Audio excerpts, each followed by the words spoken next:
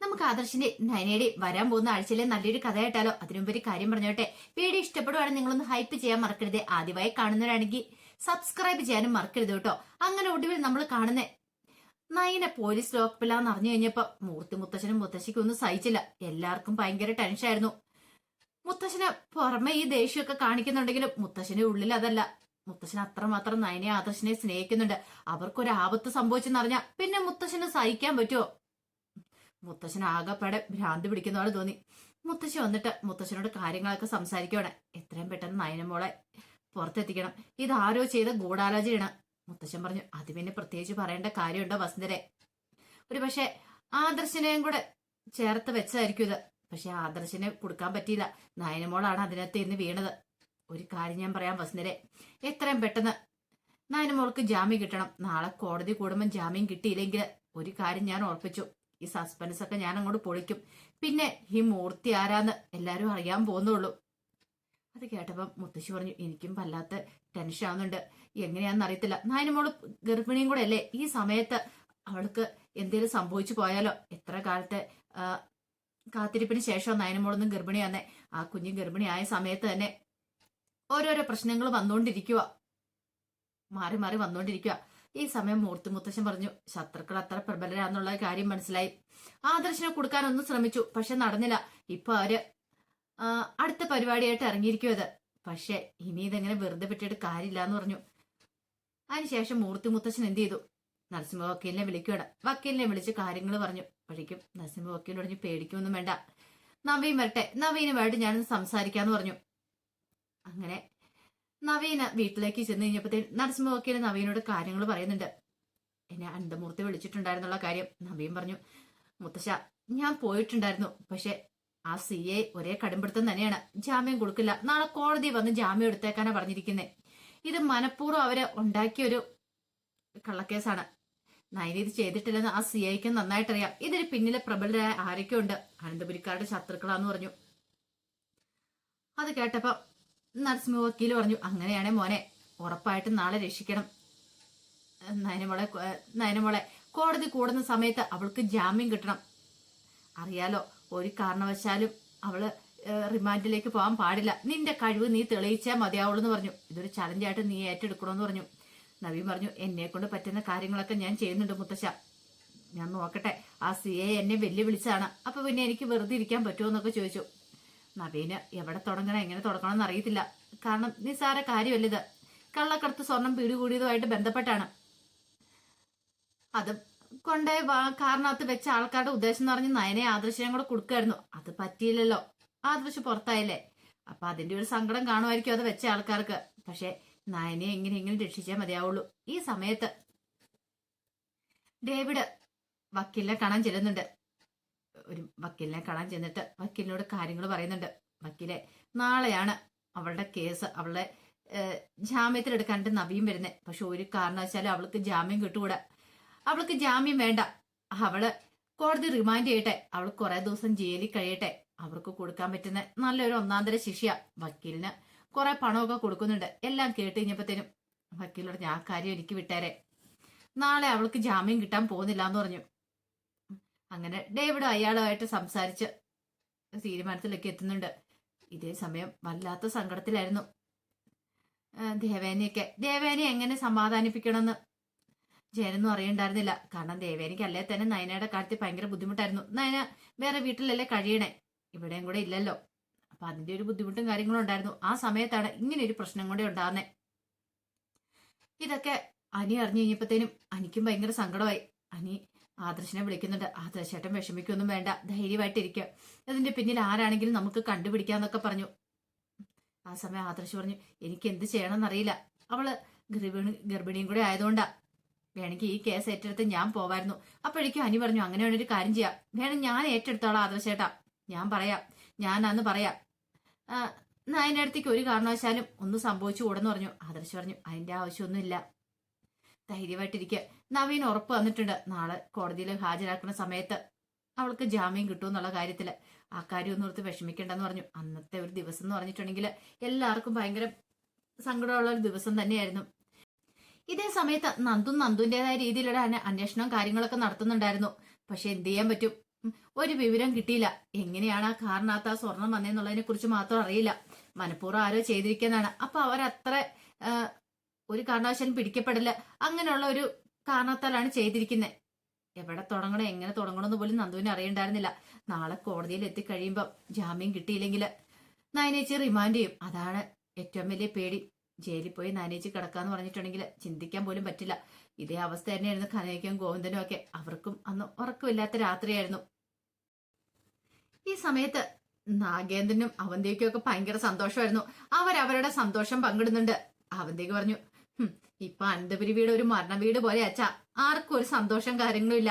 നയന ജയിലിലായതോടുകൂടി എന്തിനേറെ പറയുന്നു, മുത്തശ്ശനും മുത്തശ്ശിയും പോലും ധർമ്മസങ്കടത്തിലാന്ന് പറഞ്ഞു. അത് കേട്ടപ്പോ നാഗേന്ദ്രൻ പറഞ്ഞു, ഇപ്പം മനസ്സിലായാലേ മോളെ, ആ കിളവന് അയാള് പുറമെ ദേഷ്യം കാണിക്കുന്ന അയാളുടെ ഉള്ളിന്റെ ഉള്ളില് ഇപ്പോഴും നയനയോടും ആദർശനോടും ഒക്കെ സ്നേഹം ഉണ്ടെന്ന് പറഞ്ഞു.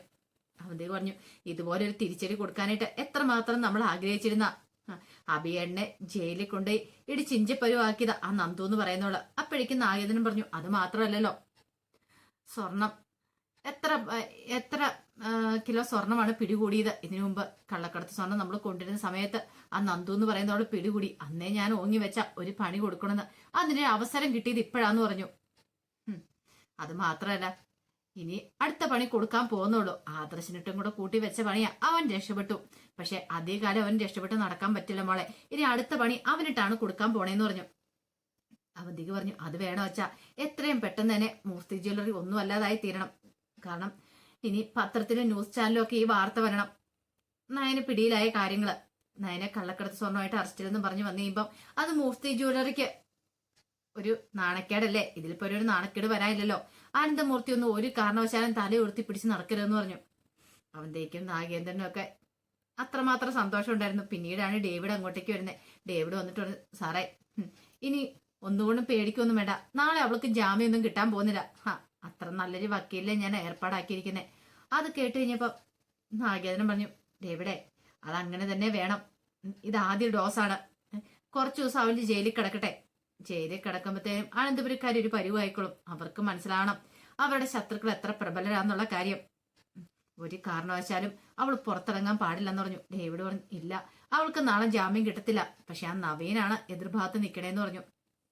അവന്തിക്ക് പറഞ്ഞു, നവീനേട്ടന് കഴിവുള്ളവനാണ്. അവൻ എത്ര കഴിവുണ്ടെന്ന് പറഞ്ഞിട്ട് ഒന്നും ഒരു കാര്യമില്ല. ഒന്നും ചെയ്യാൻ പറ്റില്ല മോളെ. അവൻ എന്തേലും ചെയ്യാൻ പറ്റുമെങ്കിൽ അവൻ പണ്ടേ ചെയ്താനും. അവന് ലോക്കപ്പിച്ചെന്ന് ജാമ്യത്തെല്ലാത്തോണ്ട് വരാൻ പറ്റില്ലല്ലോ. അപ്പൊ നാളെ കോടതി വന്നാലും ഒന്നും ചെയ്യാൻ പറ്റില്ല. ആ CI നമ്മുടെ ആളാ. അതുകൊണ്ട് ജാമ്യം കൊടുക്കാതിരുന്നേ. ഇത് കേട്ടുകഴിഞ്ഞപ്പോ അവന്തി പറഞ്ഞു, അത് മതി. നാളെ അവളെ കോടതി റിമാൻഡ് ചെയ്യണം. പിന്നെ എനിക്ക് അവളെ ജയിലിലൊന്ന് പോയി കാണണം. സങ്കടം അഭിനയിക്കണമെന്ന് പറഞ്ഞു. അതിനു വേണ്ടിയിട്ട് ഞാനും കാത്തിരിക്കുവാന്ന് പറഞ്ഞു. അങ്ങനെ അവര് ഭയങ്കര സന്തോഷത്തിലായിരുന്നു. ഈ സമയത്ത് നവ്യയുടെ മനസ്സിൽ ചില സംശയങ്ങളൊക്കെ ഉണ്ടായി. കാരണം നയന ഒരു കാരണവശാലും അങ്ങനെ ഒരു തെറ്റ് ചെയ്യുന്നവളല്ല. ഇത് ആദർശനെ കൊടുക്കാൻ മനഃപൂർവ്വം ആരെങ്കിലും ചെയ്താണോ എന്നൊരു ചിന്തയൊക്കെ ഉണ്ടായി. ഈ സമയത്ത് അഭി ഫോണും വിളിച്ചുകൊണ്ട് പുറത്ത് നിൽക്കുന്നുണ്ടായിരുന്നു. നവ്യെ പതുക്കെ അങ്ങോട്ട് ചെല്ലുവാണ്. ചെല്ലുമ്പോഴാണ് അഭിയുടെ ഫോൺ സംഭാഷണം കേൾക്കണേ. അതിൽ നിന്നൊരു കാര്യം മനസ്സിലായി. നയന നിരപരാധിയാണ്, ആരോ കുടുക്കിയതാന്നുള്ള കാര്യം. പിന്നീട് നവ്യ അവിടെ ശ്രദ്ധിച്ച് നിൽക്കുകയാണ്. അപ്പോഴാണ് നവ്യ ആ കാര്യങ്ങളൊക്കെ കേൾക്കുന്നത്. അപ്പോഴാണ് നവ്യക്ക് ആ തെളിവുകളൊക്കെ കിട്ടുന്നത്. നയന സഞ്ചരിച്ച കാറിനകത്ത് എങ്ങനെയാണ് ആ സ്വർണം വന്നേന്നൊക്കെ ഉള്ളത് അതെല്ലാം നവ്യ മാറി എന്ന് കേൾക്കണം. അപ്പോഴേക്കും നവ്യക്ക് മനസ്സിലായി ഇതിന്റെ പിന്നെ വലിയൊരു ചതി തന്നെ നടന്നിട്ടുണ്ടെന്നുള്ള കാര്യം. ഇതങ്ങനെ വെറുതെ വിട്ടിട്ട് കാര്യമില്ലല്ലോ. പെട്ടെന്ന് തന്നെ നവീനെ വിളിക്കുകയാണ്. നവീനെ വിളിച്ചിട്ട് നവ്യ കാര്യങ്ങളൊക്കെ പറയുന്നുണ്ട്. ഇന്ന പോലെയാണ് കാര്യങ്ങളെന്നൊക്കെ പറയണേ. എല്ലാം കേട്ടുകഴിഞ്ഞപ്പോ നവീൻ പറഞ്ഞു, ബാക്കി കാര്യങ്ങളൊക്കെ ഞാൻ നോക്കിക്കോളാന്ന് പറഞ്ഞു. ഇങ്ങനെ നവ്യ പറഞ്ഞ അനുസരിച്ച് നവീൻ എന്ത് ചെയ്തു, CCTV ദൃശ്യങ്ങൾ കളക്ട് ചെയ്യാനായിട്ട് പോവാണ്. അപ്പൊ ആ കാറിനകത്ത് കൊണ്ടുപോയി സ്വർണം വെക്കുന്നേ കുറച്ച് CCTV ദൃശ്യങ്ങളും കാര്യങ്ങളൊക്കെ നവീന് കിട്ടുന്നുണ്ട്. അപ്പൊ ഒരു ഷോപ്പിങ്ങിന് പോയ സമയത്ത് കാറിട്ട സമയത്ത് അവിടെ വെച്ചാണ് കാറിനകത്തേക്ക് ഭാഗം കൊണ്ടേ വെക്കുന്നത്. അപ്പൊ ആ CCTV ദൃശ്യങ്ങളും കാര്യങ്ങളൊക്കെ നവീൻ കളക്ട് ചെയ്തു. അങ്ങനെ പിറ്റേ ദിവസം ആവാൻ വേണ്ടി കാത്തിരിക്കുവാണ് നവീന്. പിറ്റേ ദിവസം രാവിലെ ആയി കഴിഞ്ഞപ്പോഴത്തേനും ആദർശ് പോലീസ് സ്റ്റേഷനിലേക്ക് വന്നു. നയനയ്ക്ക് പക്ഷെ ഒരു കൂസലും ഉണ്ടായിരുന്നില്ല. നയന കൂളായിരുന്നു. നയന ആദർശനോട് പറഞ്ഞിട്ടുണ്ടായിരുന്നു, ആദർശേട്ടൻ പേടിക്കൊന്നും വേണ്ട, എനിക്ക് പേടിയൊന്നുമില്ല. കാരണം ഞാൻ തെറ്റ് ചെയ്തിട്ടില്ലാത്തതുകൊണ്ട് പേടിക്കേണ്ട കാര്യമില്ലോ. കോടതി ഞാനുള്ള സത്യങ്ങളൊക്കെ തുറന്നു പറയും. അങ്ങനെ കുറച്ച് കഴിഞ്ഞപ്പോഴത്തേനും നയനെ കോടതിയിലേക്ക് കൊണ്ടാനുള്ള സമയമായി. അങ്ങനെ പോലീസ് ജീപ്പ് കയറ്റിയാണ് നയനയെ കൊണ്ടുപോകുന്നത്. ആദർശിന് ഭയങ്കര സങ്കടം ഉണ്ടായിരുന്നു. ഈ സമയത്ത് പ്രാർത്ഥനകളും വഴിപാടുകളുമായിട്ട് ഇരിക്കുകയാണ്. ദേവേനെ പൂജാമുറിയിൽ തന്റെ മോളെ എത്രയും പെട്ടെന്ന് പുറത്തെത്തിക്കണം, പുറത്തു വരണം അവള്. അതിനു വേണ്ടിയിട്ട് നേരാവുന്ന നേർച്ചകളും പ്രാർത്ഥനകളും എല്ലാം നടത്തുന്നുണ്ടായിരുന്നു. അവള് പുറത്തിറങ്ങാതെ ഇനിയിപ്പോ താൻ ഈ പൂജാമുറിയിൽ നിന്ന് പുറത്തിറങ്ങില്ല എന്ന് വിചാരിച്ച് അവിടെ തന്നെ പൂജാമുറിയിൽ ഇരുന്ന് പ്രാർത്ഥിച്ചുകൊണ്ടിരിക്കുകയാണ് ദേവേനെ. അങ്ങനെ ഒടുവില് കോടതി കൂടുകയാണ്. കോടതി കൂടുന്ന സമയത്ത് നയനയെ വിസ്തരിക്കാനായിട്ട് ഡേവിഡ് ഏർപ്പാടാക്കിയ വക്കീല് കയറി. അങ്ങനെ അയാള് വിസ്തരിക്കുകയാണ്. നയനുള്ള സത്യാവസ്ഥകളൊക്കെ തുറന്നു പറഞ്ഞു. എന്താ സംഭവിച്ചത്? ഞങ്ങൾ ഷോപ്പിംഗ് കഴിഞ്ഞ് വരുന്ന വഴി സിയെ വണ്ടി തടഞ്ഞു നിർത്തി ചോദ്യം ചെയ്തതും പിന്നെ അതിനുശേഷം ബാഗ് കണ്ടെടുത്തും എന്താ സംഭവിച്ചതെന്ന് ഞങ്ങൾക്ക് അറിയില്ല. ആ ബാഗ് എന്റേതല്ലായിരുന്നു. ഞാൻ അടുത്ത് കള്ളക്കടത്ത് സ്വർണ്ണം ഒന്നും കടത്തിയിട്ടില്ല എന്നൊക്കെയാണ് നയന പറയാണ്. പക്ഷെ അയാളത് അംഗീകരിച്ചില്ല. നിങ്ങൾ സഞ്ചരിച്ച കാറിനകത്തുനിന്നോ അത് നിങ്ങളുടെ കാറിനകത്തുനിന്നാണ് സ്വർണം പിടികൂടിയിരിക്കുന്നത്. നിങ്ങൾ അറിയില്ലാതെ ആ സ്വർണം അതിനകത്ത് വരത്തില്ല എന്നൊക്കെ പറഞ്ഞ് അയാളും ബാധിച്ചു. പിന്നീടായിരുന്നു നവീന്റെ ഊഴം. നയനെ കുറ്റക്കാരിയാക്കാനായിട്ട് സിഐ മൊഴി കൊടുക്കുകയും ചെയ്തു. പക്ഷെ നവീൻ അങ്ങനെ വിടാൻ പറ്റുമോ? ഒടുവിൽ നവീൻ എന്ത് ചെയ്തു? നവീൻ വാദിക്കാൻ കയറിയിട്ട് തെളിവ് സഹിതം ഹാജരാക്കുന്നുണ്ട്. തന്റെ കക്ഷി കുറ്റവാളിയല്ല എന്നുള്ള കാര്യം. അതിനകത്ത് കൊണ്ടുപോയി കാറിനകത്തേക്ക് കൊണ്ടുപോയി സ്വർണമൊക്കെ വെക്കുന്നതും അതിൻ്റെതായ ദൃശ്യങ്ങളും കാര്യങ്ങളും എല്ലാം കോടതി ഹാജരാക്കുകയാണ്. അത് കണ്ടു കഴിഞ്ഞപ്പോ കോടതിക്ക് മനസ്സിലായി നയനെ തെറ്റൊന്നും ചെയ്തിട്ടില്ലെന്നുള്ള കാര്യം. അങ്ങനെ നയനെ വെറുതെ വിടുവാണ്. അതറിഞ്ഞു കഴിഞ്ഞപ്പത്തിനും ആദർശനൊക്കെ ഭയങ്കര സന്തോഷമായി. അങ്ങനെ നയനെ പുറത്തേക്ക് ഇറങ്ങി വരുമ്പോഴത്തേനും ആദർശം നയനെ കെട്ടിപ്പിടിക്കുന്നുണ്ട്. നവീന് കൺഗ്രാസ് ഒക്കെ പറഞ്ഞു. എന്നാലും ഈ തെളിവുകളൊക്കെ എവിടെ നിന്ന് കിട്ടി, എങ്ങനെ കിട്ടിയെന്നൊന്നും ആദർശനൊന്നും അറിയണ്ടായിരുന്നില്ല. അപ്പോഴാണ് നവീന് ആ കാര്യം പറയുന്നത്. എനിക്ക് ഈ തെളിവുകൾ തന്ന മറ്റാരുമല്ല, അത് നവ്യാന്ന് പറഞ്ഞു. ഈ കാര്യങ്ങളൊക്കെ എന്നോട് പറഞ്ഞു. നവ്യോ? ശരിക്കും നയനയും ആദർശം ആ സമയം ഞെട്ടിപ്പോയി. അപ്പോഴേക്കും നവ്യ അങ്ങോട്ടേക്ക് വന്നു. നവ്യ വന്നിട്ട് നയനയെ കെട്ടിപ്പിടിക്കുന്നുണ്ട്. കെട്ടിപ്പിടിച്ചിട്ട് സങ്കടപ്പെട്ട് പൊട്ടി കരയുവാണ്. നവ്യക്കും ഭയങ്കര വിഷമമുണ്ടായിരുന്നു. കാരണം തന്റെ അനുജിത്തിയാണ്. അവള് ലോക്കപ്പിൽ കയറി. അവളെ എങ്ങനെയും രക്ഷിക്കണമെന്നൊരു ആഗ്രഹം ഉണ്ടായിരുന്നു. അങ്ങനെ ഇരിക്കുമ്പോഴാണ് നവ്യക്ക് ആ തെളിവുകൾ കിട്ടുന്നത്. ഒടുവില് നയന നവ്യയോട് നന്ദി പറയുന്നുണ്ട്. എന്നാലും ചേച്ചി കൃത്യസമയത്ത് തന്നെ ഈ തെളിവുകളൊക്കെ നവീന് ഹാജരാക്കിയില്ലായിരുന്നെങ്കിൽ എനിക്ക് പുറത്തിറങ്ങാൻ പോലും പറ്റില്ലായിരുന്നൊക്കെ പറഞ്ഞു. നവ്യ പറഞ്ഞു, എനിക്ക് ഇപ്പോഴും എന്റെ തെറ്റുകളൊക്കെ മനസ്സിലാവുന്നേ. നബിക്ക് കുറെ കാര്യങ്ങളൊക്കെ മനസ്സിലായിട്ടുണ്ടായിരുന്നു. അബി ആരാന്നുള്ള കാര്യങ്ങളൊക്കെ. അബി എല്ലാരും കൂടെ ചേർന്ന് തന്നെ ചതിക്കുവായിരുന്നുള്ള സത്യങ്ങളൊക്കെ അപ്പോഴാണ് നബിക്ക് മനസ്സിലാവുന്നത്. AN ജ്വല്ലറിക്കാർക്ക് ഇതിനകത്ത് പങ്കുണ്ടായിരുന്നു. അവരെല്ലാരും കൂടെ ചേർന്നിട്ട് തന്നെ നയനെയൊക്കെ ചതിക്കുക എന്നുള്ള കാര്യങ്ങളൊക്കെ. അങ്ങനെ ഒടുവില് അവര് രണ്ടുപേരും ചേർത്തി അനിയത്തിയും കൂടെ ഒന്നാവുകയാണ്. അപ്പൊ അതിന്റെ വിശേഷങ്ങളൊക്കെ കാണാൻ പോകുന്നത്. ഇനിയിപ്പൊ അധികം വൈകാതെ തന്നെ AN ജ്വല്ലറിക്കാരുടെ കള്ളത്തരങ്ങളൊക്കെ പുറത്തു വരാൻ പോവുക. നബിക്ക് തനിക്കറിയാവുന്ന കാര്യങ്ങളൊക്കെ പറഞ്ഞു കൊടുക്കും. അത് മാത്രമല്ല അബിയുടെ കള്ളത്തരങ്ങളൊക്കെ കയ്യോടെ പിടികൂടുന്നുണ്ട്. ചന്തുമോളുടെ അച്ഛന് അവനാന്നുള്ള കാര്യങ്ങളൊക്കെ നവ്യ അറിയും. കാരണം AN ജ്വല്ലറിക്കാർ തന്നോട് കള്ളത്തരം പറഞ്ഞാന്ന്, ഡേവിഡ് തന്നോട് കള്ളത്തരം പറഞ്ഞെന്നുള്ള കാര്യം.